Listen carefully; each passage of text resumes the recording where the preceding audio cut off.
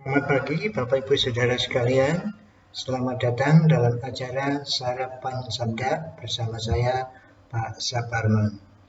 Sarapan kita pada pagi hari ini diambil dari Injil Matius pasal yang pertama ayat 18 sampai dengan ayat yang ke-25. Matius 1 ayat 18 sampai 25, demikian firman Tuhan.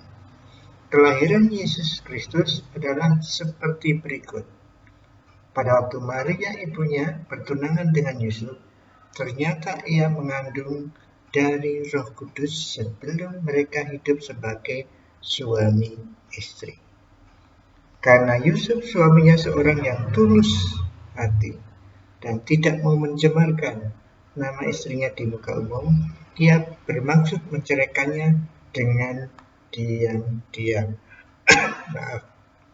Tetapi ketika ia mempertimbangkan maksud itu, malaikat Tuhan nampak kepadanya dalam mimpi dan berkata, Yusuf, anak Daud, janganlah engkau takut mengambil Maria sebagai istrimu, sebab anak yang di dalam kandungannya adalah dari Roh Kudus. Ia akan melahirkan anak laki-laki, dan engkau akan menamakan dia Yesus, karena dialah yang akan menyelamatkan umatnya dari dosa mereka. Hal itu terjadi supaya genaplah yang difirmankan Tuhan oleh Nabi, sesungguhnya anak darah itu akan mengandung dan melahirkan seorang anak laki-laki, dan mereka akan menamai dia Immanuel, yang berarti Allah menyertai kita.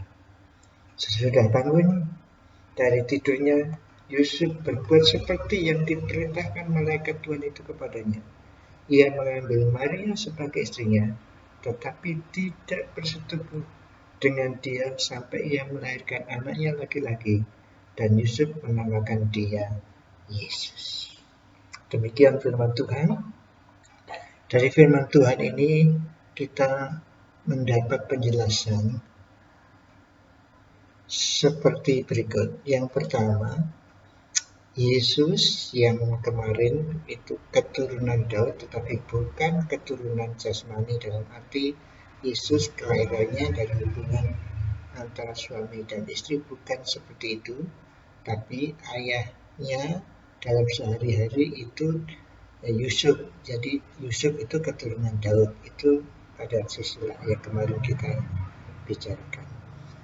Tapi Yesus lahir dari Roh Kudus. Ini menunjukkan bahwa Yesus adalah manusia memang, tapi juga Yesus adalah Tuhan. Roh Kudus yang menjadikan dia lahir.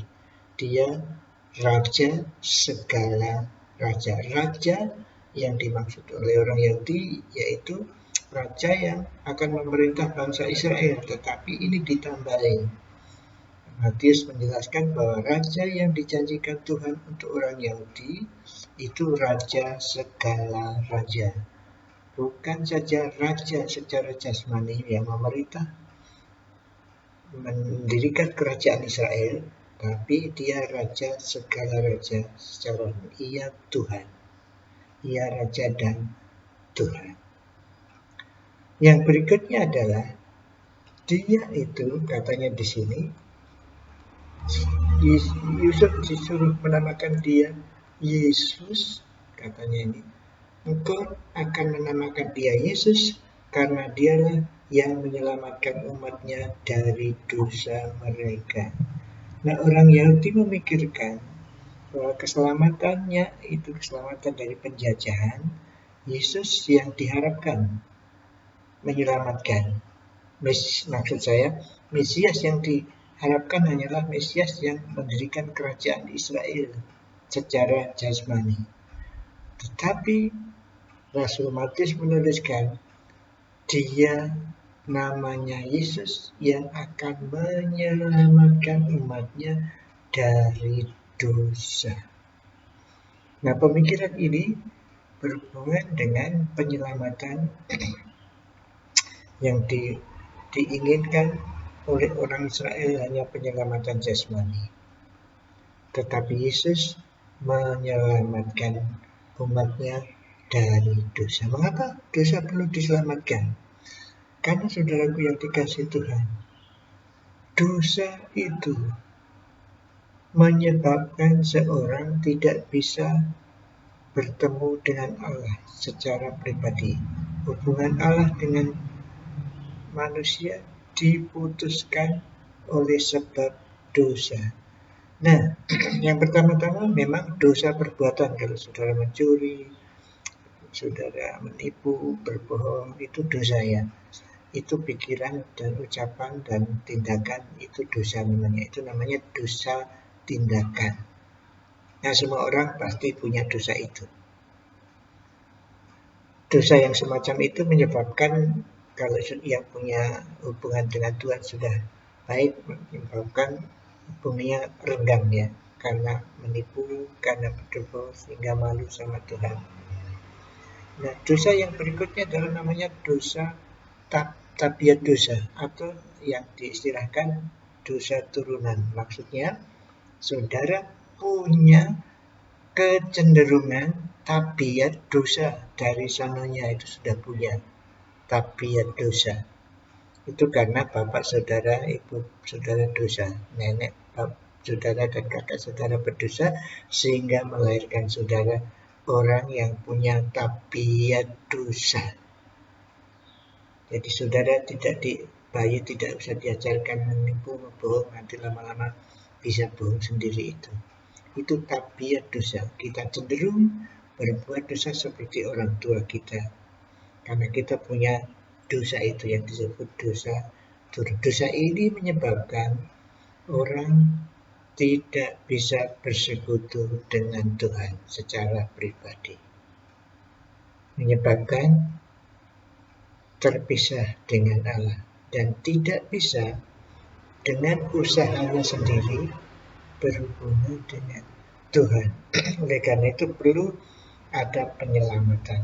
Yesus datang menyelamatkan kita dari dosa itu. Dosa yang berikutnya adalah dosa yang diperhitungkan namanya. Karena Adam berdosa, maka anaknya berdosa. Namanya anaknya orang berdosa, anak orang berdosa. Saudara berdosa karena bapak ibu saudara berdosa juga. Tapi dari Adam sudah semua manusia dihitung dosa. Dan akibatnya mati secara jasmani. Tidak ada orang yang tidak mati secara jasmani. Semua mati. Tetapi Yesus datang untuk menyelamatkan tiga dosa ini. Orang yang percaya kepada Tuhan Yesus Kristus sebagai Tuhan dan Juru Selamat, Yesus yang nanti akan mati disalib untuk dosa-dosa manusia, bangkit pada hari ketiga, kemudian naik ke surga memang, duduk sebelah kanan Allah yang Maha Kuasa.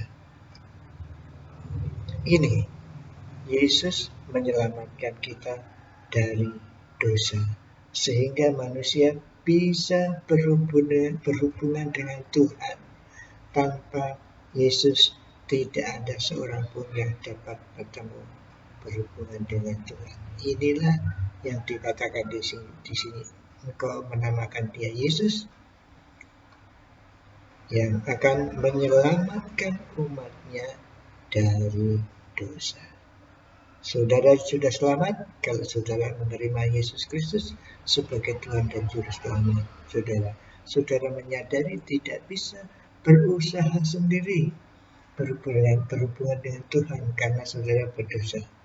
Tapi dosa itu sudah dilenyapkan oleh Yesus sehingga saudara bisa bersekutu dengan Tuhan apabila percaya.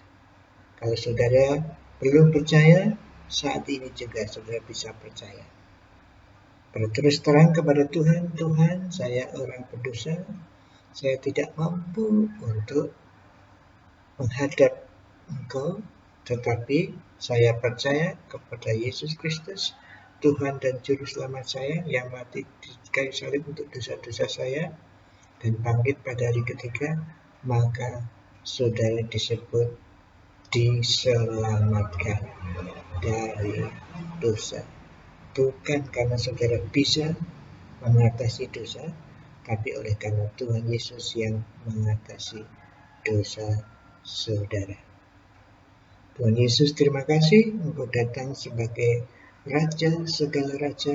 Engkau datang sebagai Juru Selamat, tukang menyelamatkan kami dari dosa-dosa kami. Biarlah hari ini kami sadar bahwa kami tidak bisa berbuat apa-apa untuk bertemu dengan Allah, tetapi hanya karena kasih karunia kematian Yesus Kristus untuk kami bisa menjadi anak-anak mulia Tuhan. Terima kasih dalam nama Tuhan Yesus. Amin. Selamat beraktivitas. Tuhan Yesus memberkati.